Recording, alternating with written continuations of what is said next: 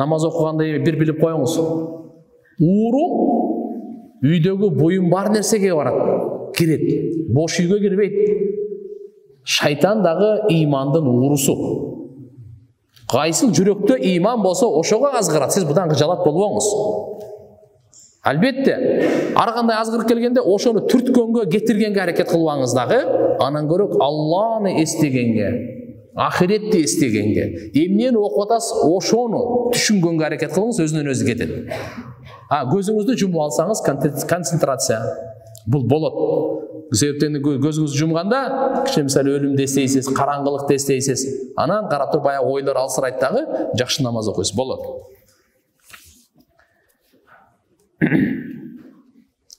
Біз жұмышта жамаат болып намаз оқимыз. Ошонда бағымдап намазы жоқ имамдыққа шықса болоо. Намаз учурунда ыплас ойлар келет. Эмне кылуу керек? Жыныстык катнашка чейин ойлор келет. Намаз бузулбайбы? Жаман ойлор менен намаз бузулбайт тугандар. Ар кандай арам нерселерде шайтан ой калып келе берет. Аз айткандай, намазды окуганда бир аз намаздан мурдачы кичине зикир кылып коюш керек. Өлүмдү эстеп коюш керек. Коштошу намазым болуп, пайгамбарыбыз айтканда, намаз окусаңар, коштошу намазым деп окугула деген. Алгандай деген сөз. Мүмкүн ушул коштошу намазым, акыркы намазым болуп калбасын деген ой менен. Ошондо мына ошон ойлор азаят, барып жок болот туган. Ал эми иншалла багындык намазды имамдык чыкпай калса окусаңар болот. Мечит акысы намаз тууралуу айтып берсеңиз өкүмү кандай? Өкүмү сүннөт, мечиттин акысын пайгамбар саллаллаху алейхи ва саллям окуган, айткан, бирок баягындай айткандай макруh убактарда окугаш керек. Эгерде макруh убакта келип калсаңыз, мечиттин акысы мойнуңузда бар да, анда жөн субханалла, алхамдулилля, ла илаха иллаллах, аллаху акбар деп отурсаңыз боло берет. Пайгамбар саллаллаху алейхи ва саллямдын сакалы кандай болгон? Пайгамбардын сакалы кою болгон, узун болгон, аябай чырайлуу, сулуу болгон. Устаз, күнөө кечирилбей турган күнөөлөрдү айтып берип коесузбу? Алла разы болсун. Кечирилбей турган күнөө ширк. Ширкти Алла Таала кечирбейм деген. Андан башкасын баарын кечирем деген. Бирок качан кечирет? Алла Таала өзү билет. Бирок кечирет. Ким ширк келтирбей эле бу дүйнөдөн кеткен болсо, эртеби кеч сөз бейишке кирет, түзбөлүктү дозокто калбайт. Бирок ширк келтирген киши дагы өлөрдөн мурда иман келтире берсе, ал деле кечирилет. Ширк менен өтүп кетсе, ал кечирилбейт. Зекет акчалай канча сомго жеткенде берилет. Жана зекетти аталаш карындашыма берсем болобу? Күйөөгө тие элек, атасы апасы өтүп кеткен. Болот зекетти. Зекетти бир туугандарыңызга берсеңиз болот. Кембагал болсо. Аталашпы, энелешпи, атаңыз энеңиз бир тууган болсо да, зекетти тууган караңыз, ата энеге берсе болбойт. Аялына, аялы күйөөсүнө, ошондой эле бала чакасына, неберелерине берсе болбойт. Бирок бир туугандарына берсе болот. Үйдө кыргызча, орусча котормосу менен Кур'ан китептер бар. Бирок муфтияттын мөөрү жок экен. Окуй берсем болобу? Же текшерилүү керекпи? Жок, ошол мөөрү болгон жакшы. Муфтияттан текшертип койгону жакшы. Мен билбейм да кайсы мазмунда кандай экен, Биз базарда соода кылабыз. Биз саткан товарларды эле кишилер жарым баасына алып келишет. Алып сатсак болобу? Караңыз. Эгерде уурдалганын кандайдыр бир деңгээлде сезген болсоңуз, ошону албай эле коюңуз. Жарым баасына берсе дагычы. Эгерде ошо бир муктаждыктан эми арзаныраак берип мага бар, адам билинип бере турат да, ким алып келип сизге сатып атат. Андай болсо алып сатсаңыз боло берет. Устаз, кепка кийсе болобу? Кеңири айтып кетиңизчи. Эми кепка мындай да. Пайгамбар саллаллаху алейхи ва саллям мындай дегенде, "Ман ташаббаха минху фахуа мин, ман ташаббаха биқом фахуа мин." Ким кайсы коомго өзүн окшотсо, ошолор менен болот депчи. Биздин мурдагы эски алымдарыбыз буга өтө каршы турат эле. Атак баш кийим катары мейли. Бирок ошону кийип, анан кээ бирлер бар, мына батыштагы мусулман эместерди туурапчы. Ал жакшы эмес. Ал жакшы эмес. Тахиятул масжид намазын Багдадтын азаны менен кооматтын ортосунда окуса болобу? Болбойт. Жана бир күндө 3 мечитке кирсең 3 жолу окулабы? Канча жол кирсеңиз ошончо жолу окусаңыз жакшы. Ороза учурунда насыбай атканга болобу? Күндүз кээ бир таксырлар болот дейт, кээ бир таксырлар болбойт дейт. Кимисине ишенебиз дейт. Насыбай чекендүү? Болбойт тургандар. Орозо маалда насыбай дагы болбойт, сигарет дагы болбойт. Чыдагыла эми? Наоборот, мен айтар элем, насыбай таштай турган эң сезон орозо, Рамазан айда да. Сигареттен арылалбай кыйналып жүргөндү билем, насыбайдан арылалбай кыйналып жүргөндү берем. Өзү деле билет, сасык, жаман, неудобно, кыйналат, баш ооруйт. Бирок таштай албайт, көнүп калганда, бул Рамазан ай ошого берилген, жаман адаттарды ташташ үчүн. Чорный тминдин фазилетин айтып бериңизчи. Өлүмдөн башка бардык ооруларга шифа. Интернеттеги погодага ишенсе болобу? Алдын ала 10 күндү айтып коет, бирок туура чыгат дейт. Орустар жакшы айтканда, прогноз погоды деп коет. Прогноз деген болжолду да. Сен прогнозун кандай, ким утат? Тиги утат же бул утат деп прогноз айтып кое беребиз да. Сен прогнозун эртең кандай? Кудай билет, жайышы да мүмкүн, жабашы да мүмкүн деп кой. Бул прогноз жакшы эле. Прогноз алдын ала кескин түрдө эртеге жайт дебей, жааганга ыктымалы бар, ушундай прогноз берип атабыз. Эчтеке эмес, 10 күн эмес, 1 жылдыкын деле айтып бербейбиз. Демек, кескин түрдө айта турган болсо, болбой калат себеп эртеңки күндө Алладан башка эч ким билбейт. Канча жолу мен өзүм сен туура чыгат деп атасың го, мен туура эмес чыкканда көп күбө болгом да. Жамгыр жайт деп эртесинчи ишке чыкпай коюп чөп чапканга, жабай коюп, кайра анан жабайт дегенде кайра жаап коюп, мындайлар толтурабы көптүр. Канча жолу болгон. Кар жайт дейт, жабайт. Көптөн бери мени ойлондуруп жүргөн суроом бар эле. Мен врачмын, жана ошондой эле массажистмин. Мага күнүгө ар кандай адамдар кайрылышат. Апалар, эжелер жана жаш кыздар. Көбүнчө бели, моюн омурткалары, буттары ооруп келишет. Ошолорго массаж жасайм. Ушул кылган жумушум шариятка дал келеби дейт. Жакшысы аялга массаж жасасын. Кандай оору болгондо да, эркек эркекке. А эгерде таптакыр жок болуп калса, эми оору, зарылчылык бирөө катык ооруп атат. Анда махрам болсун жанында. Махрам болсун. Түшүнөсүзбү махрам? Ошол келин келди, кыз келди, апа келди, жаш кызбы ким болсо дагы ошонун атасы, кыз болсо атасы жанында турсун. Сиз массаж жасасаңыз. Махрам. Агасы, жосо күйөөсү жанында турсун. Бул аргасыздан. А эң жакшысы эркек эркек, аял аял. Эми биз билбейбиз деп кандай пайгамбарыбыз айткан бир сөз айтып койгон, кыямат күнгө чейин бизге сабакта. Жоочун эркек менен жоочун аял экөө эле. Болсо үчүнчүсү точно шайтан деген да. Biz buga şektенбей koyalım. Sapsem özümüzü avliya kılıp yürümeyle. Üçüncüsü точно şeytan dedi, Peygamberimiz aytты, boldu. Namahram erkek, namahram ayal, üçüncüsü şeytan. Men enem үйдө Kur'an okusa, dem salganda kичине кыйналат дейт. Молдолорго да барып окутуп көрдүк. Ар ким ар кандай жоопторду айтышат. Көз тийүү, жин, тамак менен сыйкыр болгон дешти.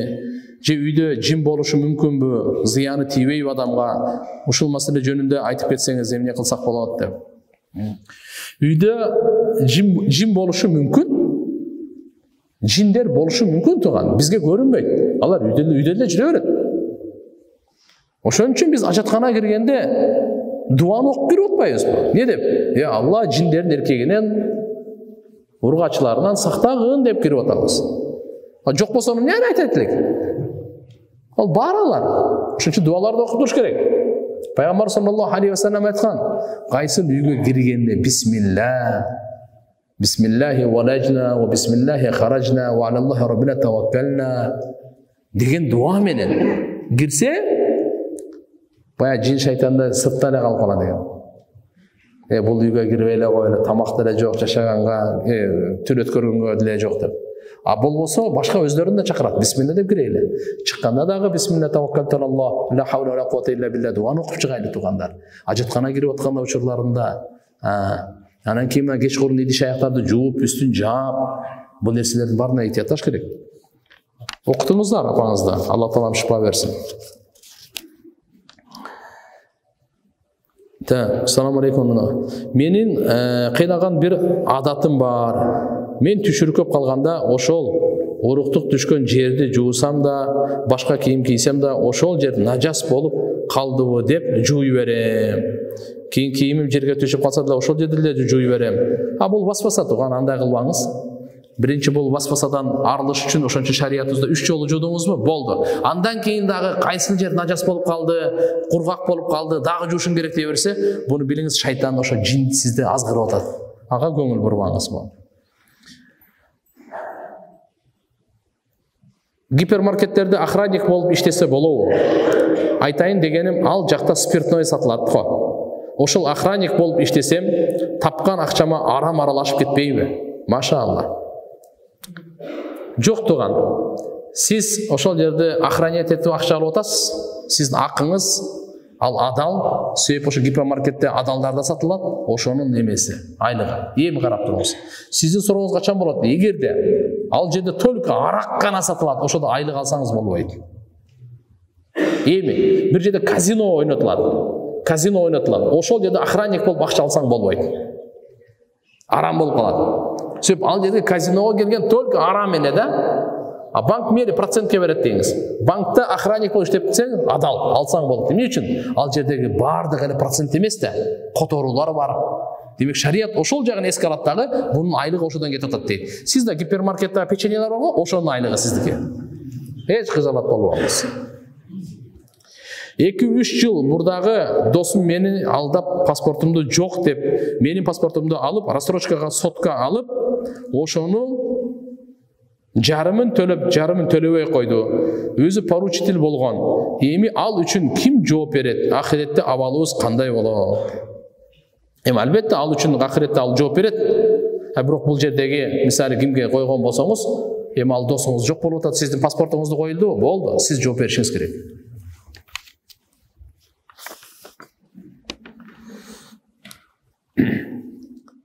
Мен такалып кичине кекечтенип сүйлөйм.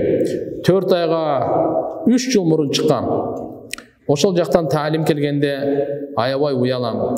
Бирок такалып сүйлөгөнүмдү билдирбегенге аракет кылам. Доктор Замирге да бардым, болбоду. Мындай таксыр, сиз эч кыжалат болбоңуз. Бул Алла Тааланын тарабынан берген, мына сизге ушундай кичине такалып сүйлөгөн, жосы бир сөздү неме кылат го, ушундайлар болуп калат го арабыздачы, ошолорго мисалы кекеч, мындай деп эч качан издебат этпеш керек туган. Ал машалла эми ушундай үзүрү бар. Бул атайлап үзүрүн пайда кылган жок да. Мына Муса алейхиссалам деле тили кандай эле, пайгамбар. Мен жакшы айта албайм, жакшы жеткире албайм. Жана Фираун айтат эле го. Ал сүйлөгөндү билбейт, түшүнсүз сүйлөйт деп. Бирок Алла субханаху ва таала пайгамбар кылды. Бул мындай айып нерсе эмес, бул Алла Тааладан келген нерсе таксыр. Биз анан көрөк эмнеден уялышыбыз керек? Биз арам нерселерди кылган нерседен уялайлы. Мен магазинде сатуучу болуп иштейм. Бирөөнүн кожоюн мага кассаны берген, магазинге акча сурап келишет. Кээде өз чөнтөгүмдөн, кээде кассадан берип коем. Кээде бере албай калам, бербегенде көңүлү ооруп калдыго деп кыжалат болуп берем. Алла разы болсун. Жо мисалы кожоюнуңуз кассаны сизге берип коюп, каалаганда иштете бер дедиби? Сиз өзүңүз чөнтөгүңүздөн берсеңиз мейли.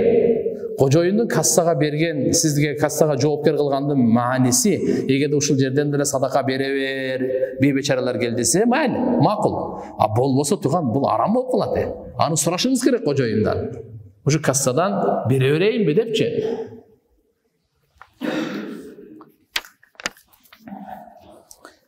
Мен аялым медреседе устазадан 4 пара Курандан өткөн. Азыр 3 жылдан бери өз алдынча Куран хатым кылат. Ошондо 26 парасы устазадан өткөн эмес. Эми 26 параны окуп жатканы туурабы, устазасы жок дейт. Машаалла. Өзү туугандарына баарыбызга тиешелүү. Биз биринчиден арабчаны үйрөнүп, Куран окуганды үйрөнөйлү дагы, ушул карылардан, аалымдардан ошону назира деп коет. Биринчи хотя бы 2-3 пара алардын көз алдында окуп беришиңиз керек. Анан сизге дуа берет. Эң жакшысы 30 параны тең окуп берип койсоңуз, мисалы бир күндө эмес, бир айда, бир жылда окуп бересизби аздан. Бирок мурдагы мусулмандардын, эркектердин дагы аялдардын адаты ушундай болот эле. Устаздардын, шейхтердин кол алдында Куранды башынан аяғына чейин окуп берип, анан батасын алчу. Бирок азыр мына сиз айтып аткан бул дагы жакшы. Эгерде 4 бара окуп бердиби, устаза же устазы, машалла деп дуа берип, эми Кудай калса өз алдынча окуп кете берсе дагы ката кетирбейт деп ишеними барбы, окуп кете берет. Ошон үчүн сиздер биздер дагы туугандар Куранды окуп өткөзүп алайлы. Эжесине Куранды менен үйрөтсө болот, тажвид менен үйрөтсө болот. Салам алейкум устаз. Түшүмдө пайгамбарыбыз келет деп ремонт кылып жатыптырбыз үйдү. Эми суроо, пайгамбарыбыз эшиктен кирип келсе эмне кылмаксыз дейт. Машалла. Биринчи салам алейкум деп айтасыз да. Ассаламу алейкум я Расулаллах деп. Пайгамбарыбызга биринчи салам айтыш керек. Анан пайгамбар саллаллаху алейхи ва салламдын кокусу үйүңүзгө кирип келсе, эмне болду? Кош келиңиз дейсиз да. Бул чоң бакыт да. Кана сиздин буйрсун баарыбыздын үйүбүзгө келсин. Пайгамбарыбыз келсе куту, берекеси, хидаяты жакшы. Эң жакшы эркек үй бүлөсүнө, ата-энесине жакшы мамиле кылган. Мен ушуга амал кылып, бирок студентмин, ырыскыны жараткан берет. Каражаттын маселеси болуп атам, үйлөнсөм болобу дейт. Жок, эми үйлөнгөнгө сөзсүз биринчи каражат керек да. Ал өзгөчө мындай турак жай, башканын бардыгын эске алыш керек. Каражат керек, каражатсыз болбойт. Ассаламу алейкум устаз, истигфар, зикр, салаваттын кайсынысын биринчи айтыш керек? Иретин билбей жатам, жана үйлөнгөнгө кандай даярдык кылуу керек? Зикрлер боюнча мындай. Эң биринчиси истигфар кылганыңыз да жакшы. Астагфируллах ва атубу илейх деп 100 жолу. Андан кийин пайгамбарыбызга салават. Саллаллаху алейхи ва саллям 100 жол. Эгерде убактыңыз болсо, анда эң жакшы салават, абзел салават. Аллахумма салли ала Мухаммад ва ала али Мухаммад кама саллайта ала Ибрахим ва ала али Ибрахим иннака хамидун маджид. Ушуну 100 жолу. Андан кейін ана субханаллахи вальхамдулиллахи ва ла илаха иллаллах валлаху акбар ва ла хаула ва ла куввата илля билля 100 жол. Бул биринчиси. Экинчиси, башынан эле баштаганда субханаллахи вальхамдулиллахи ва ла илаха иллаллах валлаху акбар ва ла хаула ва ла куввата илля билля сиз 100 жолу кылып, андан кийин салаватты 100 жолу, анан истигфар тобаны 100 жолу кылсаңыз дагы жакшы. Биринчиси таспих деп коет, экинчиси салават, үчүнчүсү истигфар. Устаз, мен балагатка, багымдатка 3 будильник койсом да, өчүрүп, кайра уктап калып жатам. Эмне кылсам болот? 3 будильник койсо да уктап, машалла, уйку да бар экен да сизде. Сиз мындай кылыңыз, үйдө бирөө жарым барбы? Аялыңыз, же агаңыз, же балаңыз, же апаңыз кичине муздак суудан бетиңизге чачып койсун. Кичине пайгамбар саллаллаху алейхи ва саллям дуа берген. Бул эми эрди катынга бири-бирине тахажжудка ойготконго аз-маз ушу муздак суудан чачып койсо, Алла Таала ошого райым кылсын депчи. Бул жакшы. Бирок сиз билип алыңыз, аялыңыздын же күйөөңүздүн характери ошого чыдайбы? Анан киши суу сүйөм деп проблема болуп, бул жагында карап коюш керек да. Тополоң болуп үйдүн. Устаз, мен Алматыга постоянно машина айдайм. Мен дайыма касыр намаз окушум керекпи дейт. Дайыма касыр намаз окушуңуз керек. Мына жерден чыгып атасызбы, Алматыга кетип атасызбы?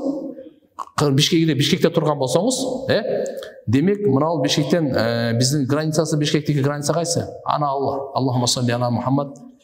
Не деп коет элем, трасса барбы? Дордойдун. Объездной. Объездойдон нары өткөндөн кийин уже сизге касыр башталат. Сөзсүз, нары 90-100 километрге чейин эмес. Кордай, бардыгына касыр. Алматыга жеткенге чейин сиз касыр окуйсуз.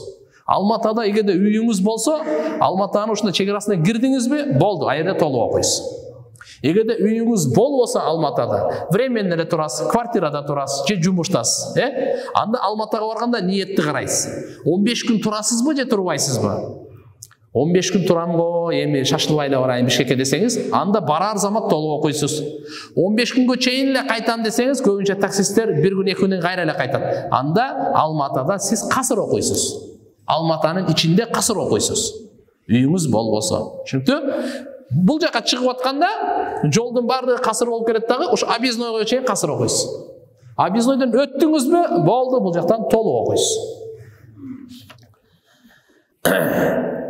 Менин келинчегим сулуулук салонунда иштейт. Ал иш күнөөлүү эмеспи? Так, сулуулук салонунда иштегени жакшы эмес. Мен 19 жаштамын. Сүйлөшкөн кызым 18 жашта. Кыз менен кошулуп койдум эле. Анан 2 айдан соң кыздын боюнда бар экенин сезип калдым. Ал кызга үйлөнөйүн десем, ата-энемдер каршы болуп атат. Эмне кылсак болот устаз дейт. Мына тамашаны көрө бериңиз азыр. Ошо жакшы эмес да ушундай башынан айтып атабыз туугандар. Ак никесиз, ата-эненин ыраазычылыгысыз мындай кадамга барбаң. Эми өттү кеттим, не кылабыз? Истихбар кылың, тооба кылың.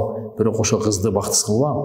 Ата-энеңиз менен жакшынакай келишип, эми никени кыйдырып алганга аракет кылыңыз да. Жумуштагы буюмдарды үйгө алып барып колдонуп турса болобу? Убактылуу жумушта иштелбей турса, мисалы принтер, компьютер.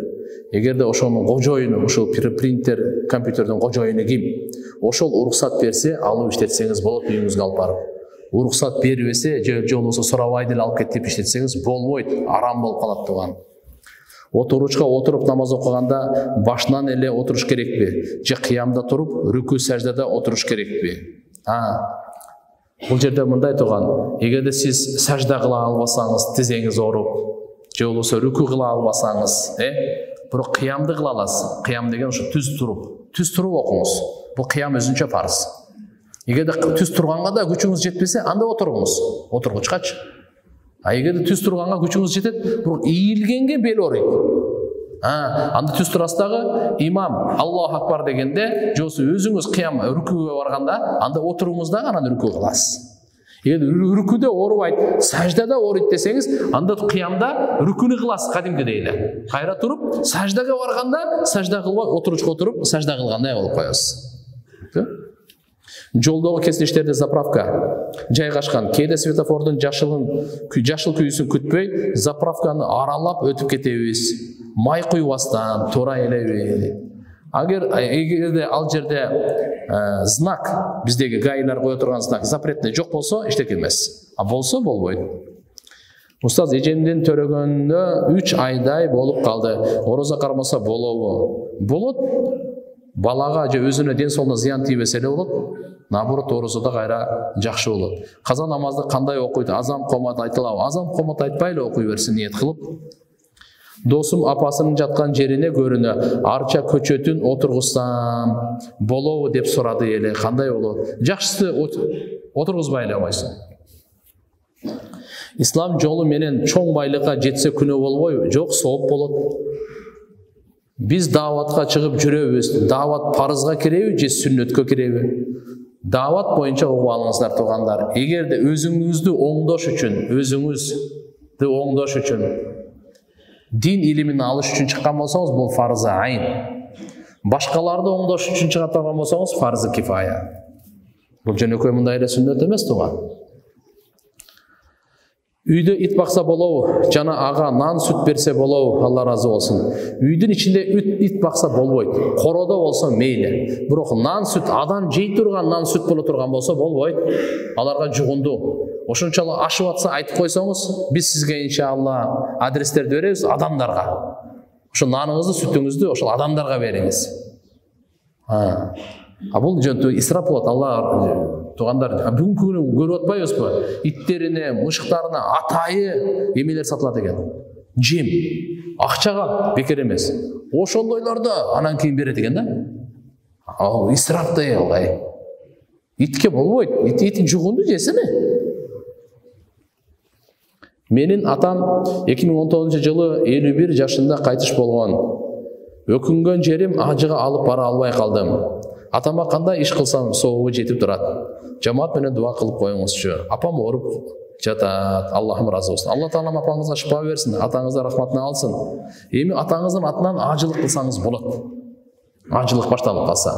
Экинчиден, атаңызга кандай сооп, Куран окуп, зикир кылып, бир жерде бир жардамга турган болсоңуз, суу чыгарып, же болбосо көпүрө салып, ошо атаңызга деп сооп деп ниет кылсаңыз жетип турат.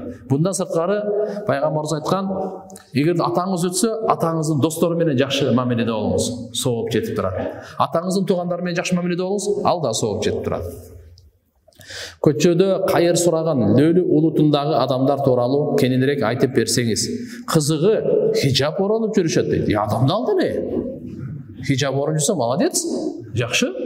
Мен дайым айтып жүрөм, эгерде акча сурасачы, аларды какпаңыз. Жирикпеңиз. Миллиардер болсо да, бериңиз келбей жөнү бербей эле коңуз, кетип унчукпай эле кетип калыңыз. Сен байсың, иштебейсиң, путу колуң нормально, ана мына. Жок. Бериңиз келбей унчукпай эле кетип калыңыз. Бирок сиз айткандай чыкпай калса Алланын алдында, тигин жүрөгүнөн туура эмес нерсе чыгып кетпесин сиз үчүн. Ошон үчүн бериңиз келсе бербей эле коюң. Бериңиз берсеңиз берип коюңуз. Айнабы? Каза намазда окуганда бир жолу эле азан айтып 5 мал намаздын казасын окуса болот. Бизнес баштоонун кандай сырлары бар? Бизнес тууралуу ойлосом, дүйнө жүрөккө кирип кеткендей эле болуп корком дейт. Эми сыр эле адалдан болуш керек. Бисмилла деп пайгамбарыбыздын таалими боюнча 2 рекет намаз окуп анан баштаңыз. Пешимде 4 рекет сүннөт окуп жатканда 2 рекет келсе, экинчи рекетке келсе, фарыз башталып калса, экинчи рекетти бүтүрүп фарзга кошулса болобу? Ошондой. 4 рекет сүннөт окуп атасыз пешимдикин. Мына жерде камат деп башталып кетти. Сиз сразу намазыңыздан салам бериңиз дагы фарзга кошулуңуз. Эгерде 1 рекет окуганыңыздан кийин камат башталып кетти, анда дагы 1 рекет окуйсуз дагы салам берип анан кошуласыз. Эгерде 2 рекет окуп аткан болсоңуз, экинчи рекетте камат башталып кетти, анда сразу экинчи рекетти окуп бүткөндөн кийин аттахия 4кө чейин улантпайсыз, кошулуп кетесиз. 3-чү рекетти окуп атасыз, камат башталып кетти, 4тү толук кылып анан кошуласыз. Түшүнүктүү да? Баарыбыз билгендей эле дүйшөмбү жана бейшемби күндөрү орозо кармоо сүннөт. Эми ошол дүйшөмбү жана бейшемби күндөрү сүннөттү аткарып калтырбай орозо кармасак, бир жылда 96 күн орозо кармайт экенбиз. Мындайча айтканда 3 жылдык каза орозобуздун күнү чыгып жатат. Ошондо биз сүннөттү аткарган болуп эсептелебиз да, же ниет кылып ооз жабарда каза орозон деп кошуп койсок да болобу дейт. Туган мындай. Казанычы, казаны сиз эрте менен ниет кылышыңыз керек. Мейли 1-4-күнү кармай бериңиз, бирок каза деп ниет кылыңыз. Нафил эмес. Себеп дегенде сиз нафил деп ниетке турган болсоңуз, казаны ордо өтпөйт. Макулбу? Убакыт болуп калдыбы? Барбы? Ошондой эле мындай да туугандар. Тахиятул масжид бар, тахиятул вуду бар, ишрак намазы бар, тахажжуд намазы бар, канча деген ушу нафил намаздар бар. Ошолорго дагы казаны ниет кылып койсоңуз өтпөйт. Нафилди кошо берсеңиз болот. Бирок каза бул фарздын казасы да, бул фарз. Бул бири-бирине өтпөйт. Нике кыйуу боюнча эл ичинде нике кыздын үйүндө кыйыш керек, баланы үйүндө алып келип нике кыйдырыш керек деген тартыш бар. Жок, эң жакшысы кыздын үйүндө нике кыйдырып алып чыгып кете бериңиз. Ресторанга алып барасызбы, бакка алып барасызбы, үйгө алып барасызбы, ойнотосузбу, бирок никесиз жүрбөңүз. Şu үйүнөн чыкканда сиз менен кармашып чыкканда ошо никесиз чыкпасын. Көчөдө ошо бир кадамдагы никесиз ташталбасын. Үйүндө кыйып, машалла, анан алып чыга бериңиз. Устаз Куранды толук жаттаган адам кыяматта кандай сыйланат жана кандай шарттар менен? Куда кааласа ата-энесине таж кийгизет бул биринчиден. Куранды толук жаттаган бала ата-энесине күндөн дагы мындай жарык, күндөн дагы нурлуу таж кийгизет. Амал кылган болсо иншалла өзүнүн жакындарынан 10 дозок вачип болуп калгандарын шапаат кылып бейишке алып чыгып кетет.